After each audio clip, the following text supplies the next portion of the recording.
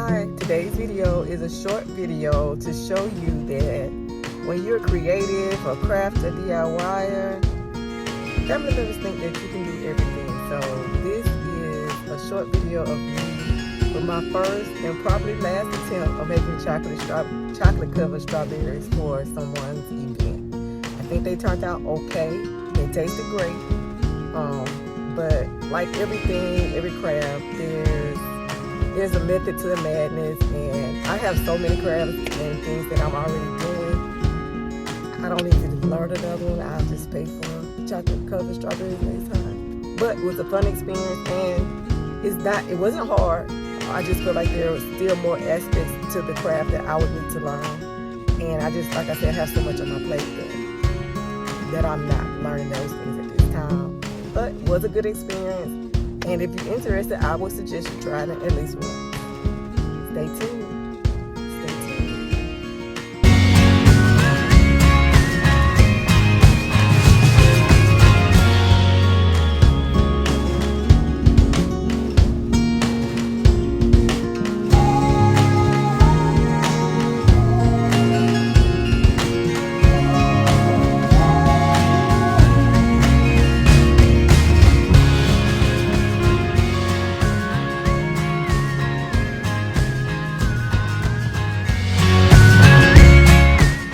Of course, the first thing you want to do is get your strawberries and wash them.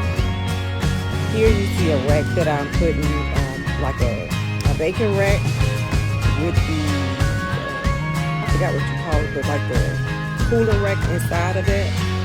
And I'm putting the paper towels on there so when I finish washing my strawberries, I can sit them out to dry. One thing about the strawberries, they have to be thoroughly dry before you do anything with the chocolate. So I'm showing you this nasty water after you clean the strawberries. The water was mostly, I'll say like 3/4 water and maybe a fourth of white vinegar. So you soak them for 10 minutes. So see, here are my strawberries. They have been drying. So what I'm going to do now is take a paper towel and just finish drying them off so they'll be thoroughly dry with no wet spots on them.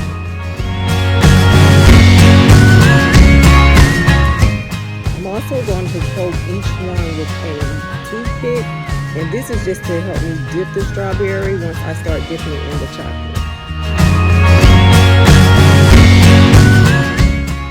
Next, I'm preparing to melt the chocolate. What you want to do is have maybe a heat gun and in your chocolate. I'm using these wafers. I got these wafers from Hobby Lobby. Their wafers are always $1.99 a bag. I don't recommend these wafers unless you're going to maybe use sand and sugar because it has a very matte finish. But as far as the chocolate melting, it melted great. So what I'm doing now is I'm putting them in my glass container that is microwave safe, and I'm going to melt the chocolate. The first thing you want to do is put them in for 30 seconds. And then once you get it out for the 30 seconds, then you want to stir and see how much it has melted. And once you stir it really good, if it still needs to be melted again, you will melt it then in 10-second increments. And you'll see that's what I was showing you. Part of my countdown had already started. I was like at the 18 seconds when I got to it. But I'm stirring, and I'm going to stir in between each time that I put it in the microwave until it gets the consistency that I want. I'm using the infrared heat gun to tell me the temperature of the chocolate, because if the chocolate is too hot, then it'll cause something, I think it's called like an elephant ear, where it has like a bumpy surface on it when you dip the chocolate. So to make sure that I had it at the right temperature, which was about 88 or 89 degrees, I believe. But please research it before you do it. And I was just checking the temp right there, and now I'm able to dip each strawberry.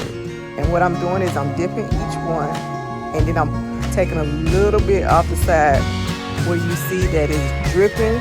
Once you feel like it's at a consistency where you're dripping slow, then you can just scrape the extra off the side and then put it on your parchment paper, and the parchment paper is where I set it until it dried for the next step.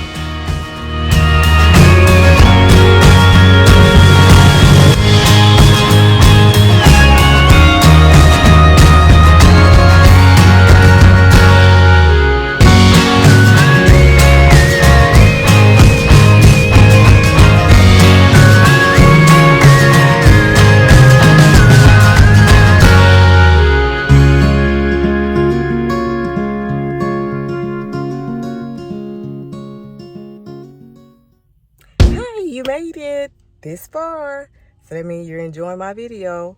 So please click and subscribe. Make sure you give me a thumbs up. I really appreciate it. You help out my channel.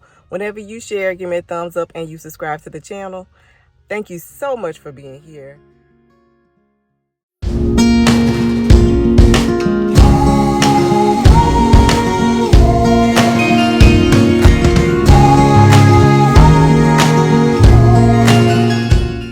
And that's all it is to it. The ones that were still wet, I put some sprinkles on them. Once all of them were completely dry, I put them in these little white cups and put the cups inside the boxes that I purchased from Walmart. It's very easy. It's not hard.